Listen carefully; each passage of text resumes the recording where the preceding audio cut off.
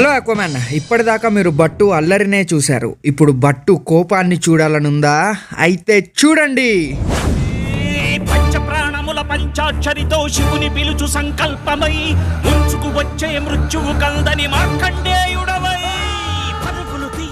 ఇంకా అలా దేన్నో దాన్ని కరిచేదాకా అసలు ఆగడు. ఆ కసి చూసారా వాళ్ళు? ఇంకా ఎలా అన్నా కాళ్ళని కరిచేద్దామని చేత్తో ఆపుతున్నాను వాడిని. అసలు ఏంటో వీడు తిక్కల్ నా కొడుకు.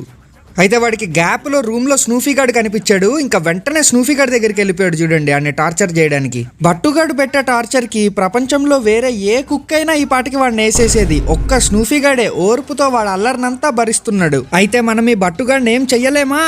చెయ్యితే ఆయన ఏం చేయలేం, చెయ్యి చేస్తే మాత్రం చెయ్యగలం.